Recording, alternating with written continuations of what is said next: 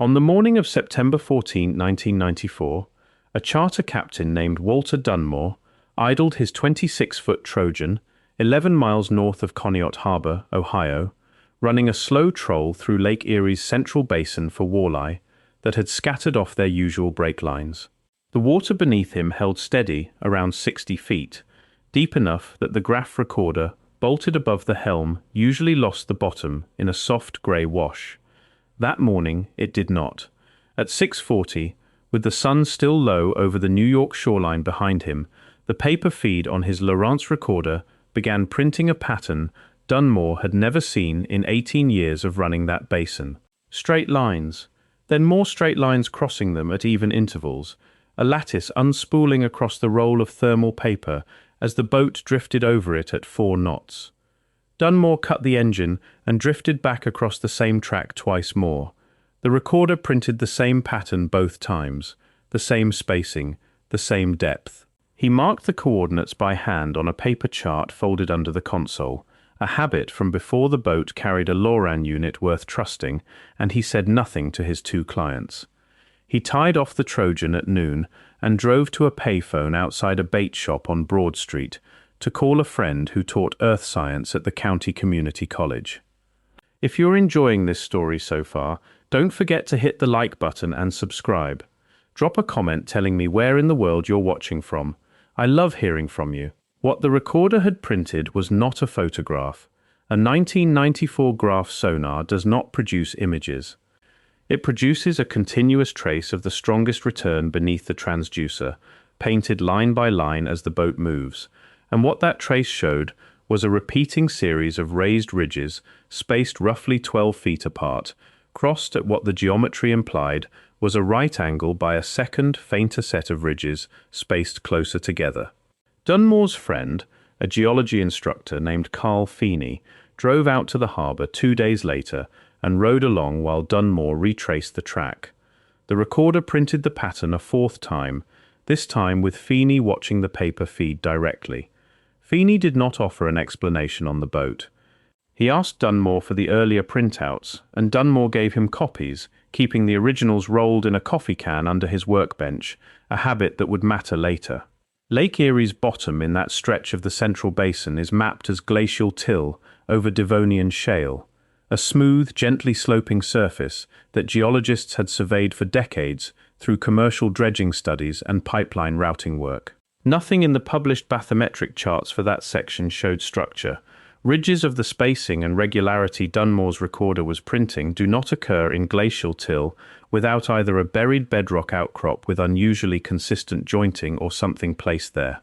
Feeney's first working assumption, stated later to a reporter from the Conneaut newspaper, was bedrock jointing, the kind of natural fracture pattern that produces surprisingly straight, evenly spaced ridges in shale formations exposed elsewhere along the lakeshore. He requested access to a research vessel with side scan capability through his college's geology department to confirm it. Feeney's bedrock jointing hypothesis had a specific real-world model behind it. 22 miles west of the site, on Kelly's Island, a limestone quarry cut open in the 1830s exposed what is now protected as the Kelly's Island glacial grooves, a set of parallel channels gouged directly into the bedrock by the moving weight of the Wisconsin ice sheet some 18,000 years ago, grooves that run in one dominant direction and vary in width from a few inches to more than a foot. Feeney had walked those grooves as a student. What troubled him privately, according to a note he made in his own field journal that a former colleague shared years later, was that glacial grooves run in one direction, carved by ice moving one way across a surface, and do not cross themselves at a right angle to form a second, independent set. Grooves gouged by moving ice do not produce grids. They produce parallel lines pointing the way the ice went, and nothing about the second set of ridges crossing Dunmore's primary lines fit that mechanism, a discrepancy the journal note records without resolving. The request never produced a survey. 3 weeks later, on the 2nd of October, a United States Coast Guard vessel out of Station Erie made an unscheduled stop at Dunmore's slip. 2 officers came aboard, examined his Lowrance unit, and asked him directly whether he had reported unusual sonar returns to anyone outside the Coast Guard. Dunmore told them about Feeney. One of the officers, a petty officer whose name Dunmore later gave in a signed statement as Raymond Kessler, told him the formation had already been surveyed and identified as a natural rock outcrop, and that continuing to discuss the coordinates publicly could create a hazard as recreational boaters attempted to locate and anchor over the site in open water with commercial shipping traffic nearby. Dunmore asked to see the survey.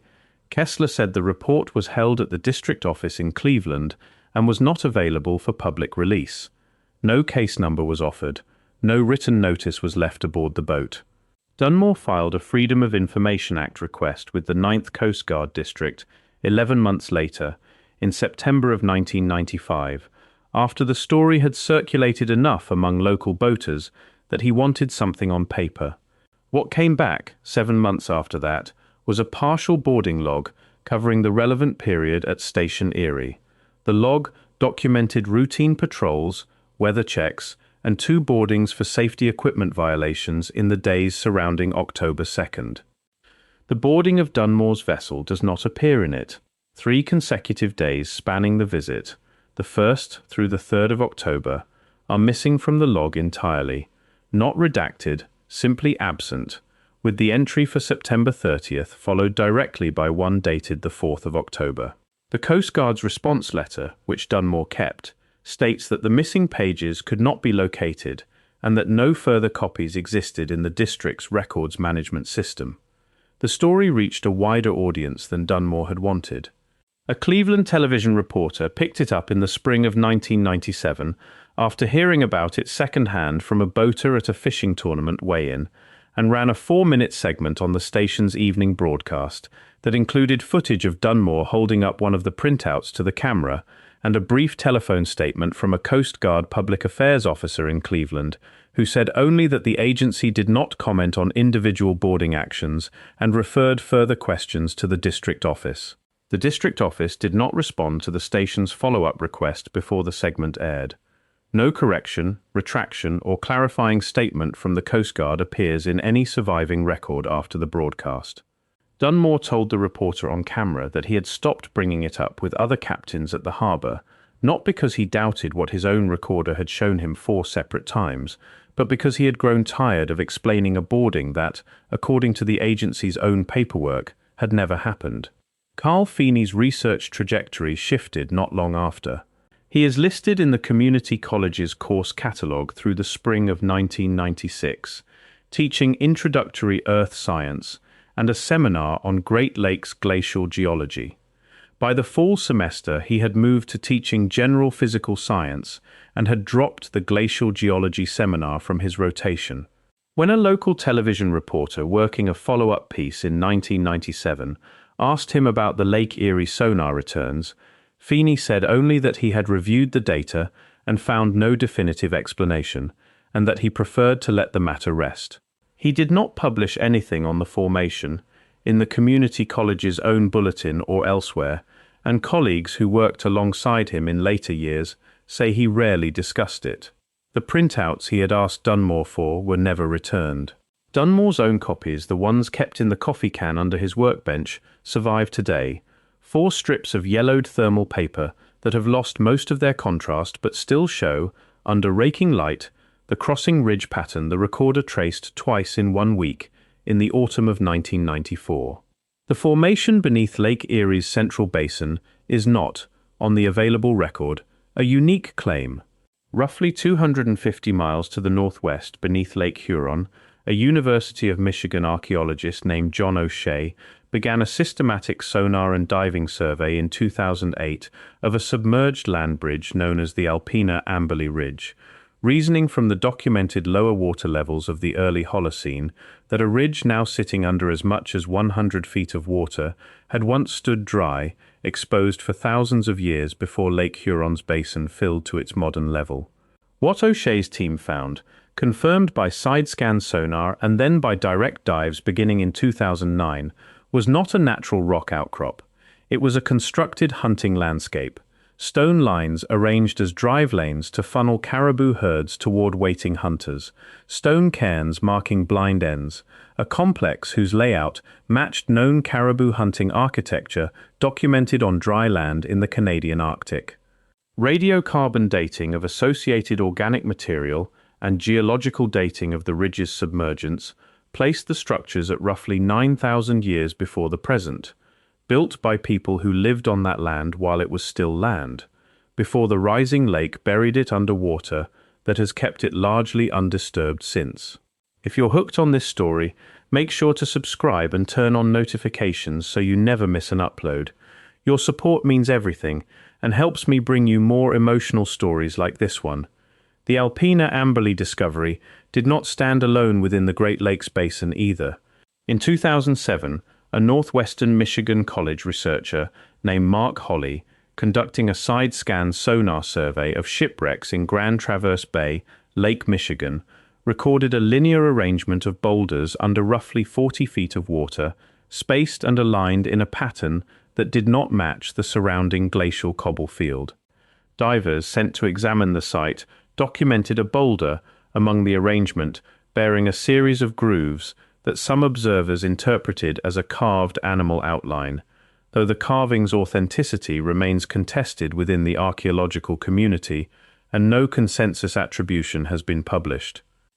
What is not contested is the underlying geological fact that made both the Huron and Michigan formations possible to find at all. The Great Lakes basins were shaped by repeated changes in water level following the retreat of the Wisconsin glaciation, with stages now named Lake Maumee, Lake Whittlesey, Lake Warren, Lake Lundy, and early Lake Erie marking waterlines that stood, at various points between roughly 14,000 and 8,000 years ago, well below where the lakes sit today. Land that is lake bottom now was hunting ground, campground, and quarry ground then, for a span of time longer than the entire span of recorded human history in the region that followed it. What connects Conneaut to the Alpena Amberley Ridge is not certainty. It is a documented pattern of behavior that repeats each time this kind of formation surfaces in an active shipping lane. A recreational or commercial operator records an anomalous sonar return. A regional researcher investigates informally, offers a preliminary and often cautious hypothesis, and then either loses institutional support or changes research direction without public explanation.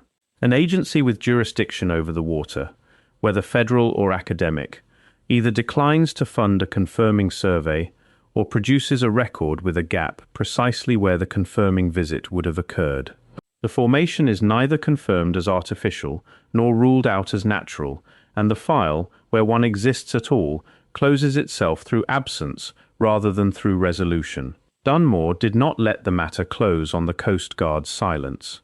In the summer of 1996, he approached a dive charter operator working out of Erie, Pennsylvania, a man named Gordon Reyes, who ran technical wreck dives to some of the deeper vessels lost in the lake's central basin, and asked whether Reyes would be willing to put divers on the coordinates. Erie's central basin is not a forgiving place to dive. Visibility beyond 20 feet is rare even in calm weather. The bottom holds a fine silt that lifts into suspension with a single fin kick, and at 60 feet the ambient light by early afternoon has already thinned to a grey that swallows colour within a few feet of a dive light's beam. Reyes made 2 attempts that August, both cut short. On the first, his dive team reported reaching what felt underhand like a raised, regular edge running along the silt, something with a corner rather than a curve, before a shifting current stirred the bottom into a cloud that ended visibility entirely. On the second attempt 4 days later, working from Dunmore's marked coordinates, the team could not relocate the formation at all. Lawrence C positioning in open water carries an error margin that can run to several hundred feet, more with atmospheric interference, and Reyes concluded afterward that his team had likely searched the wrong quarter-mile of silt bottom rather than reached and lost the actual site. No further dive attempt is documented. Reyes closed his charter business in 2003 and moved out of the region. A nephew who inherited his equipment says no dive logs from the 1990s survive among what he kept. Ohio Sea Grant, The state program responsible for much of the peer-reviewed lake bottom research conducted on Ohio's stretch of Erie has no record of a formal survey request tied to Dunmore's coordinates in its published project archive going back to 1994. And a program officer contacted for this account confirmed that no anomaly matching this description appears in the agency's internal correspondence for that period, though the officer noted that informal reports made by phone rather than written request would not necessarily have been logged.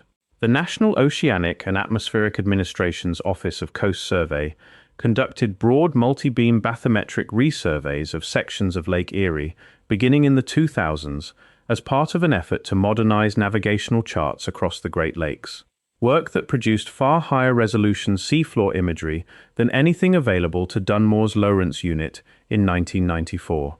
Those survey tracks, mapped against the coordinates Dunmore recorded by hand on his paper chart, pass within roughly a mile of the site, but do not appear to cross the specific quarter-mile track his boat drifted across 4 times in the fall of 1994.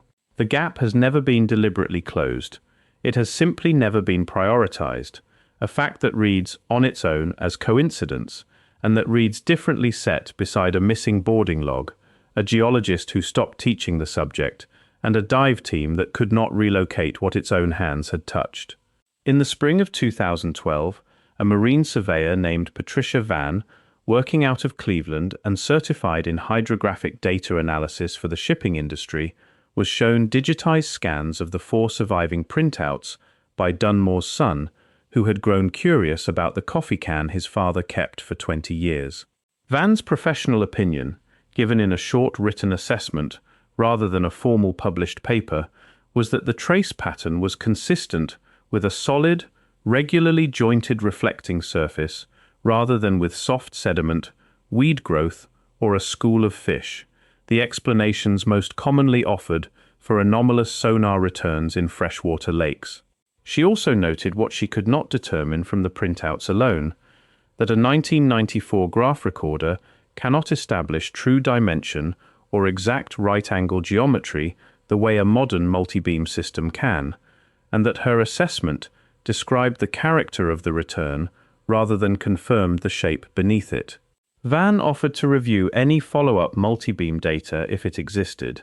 None was ever supplied to her, because none, as far as the available record shows, was ever collected.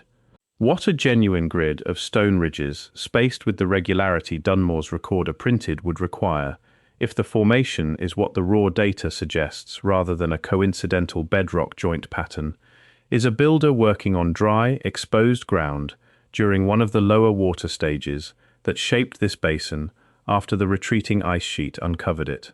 Early Lake Erie, the stage geologists used to describe the basin's water level roughly 12,000 to 10,000 years before the present, stood measurably lower than the modern lake across long stretches of what is now open water, low enough in places to leave dry ground where the central basin's floor now sits at 60 feet. People were present on this landscape during that window. Fluted points and other Paleo-Indian tool traditions dated to the same span have been recovered from shoreline and near-shore sites ringing the modern lake, evidence of sustained human presence in the basin during precisely the centuries when its water stood low enough to expose ground that the lake has since reclaimed.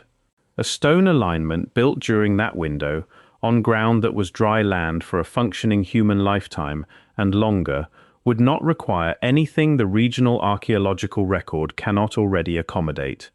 It would only require that someone at some point in the 99 years since Squire and Davis first mapped organized stone construction across the Ohio country to the south of this lake had gone looking for the same kind of construction under the water instead of only on the land, and had been allowed to finish looking. The coffee can survives. It sits, as of the writing of this account, in a closet in the home Walter Dunmore's widow still keeps outside Conneaut, 4 strips of thermal paper curling at the edges, the grid pattern faded but visible under a raking light held at the right angle. Dunmore died in 2014, 20 years after the morning his recorder printed a pattern no glacial till formation is supposed to produce, without ever getting a formal survey of the site he marked by hand on a paper chart he trusted more than the instruments meant to replace it. The Coast Guard's boarding log still shows 3 days missing in October of 1994. Carl Feeney, reached for comment before his death in 2019, maintained to the end that he had found no definitive explanation and preferred to let the matter rest, a sentence that explains nothing and, in its refusal to explain, tells you almost everything about what happens when a fisherman's instrument records something the record was never built to hold. The lake has kept its own account of what lies at 60 feet, 11 miles off Conneaut Harbor, in the only language it has ever used to keep one: silence, and the pattern still sitting there, waiting on someone with the equipment and the will to look at it directly. Thank you so much for watching until the end. If you loved this story, check out the other videos on your screen now. I think you'll really enjoy them. And don't forget to subscribe if you haven't already. See you in the next story.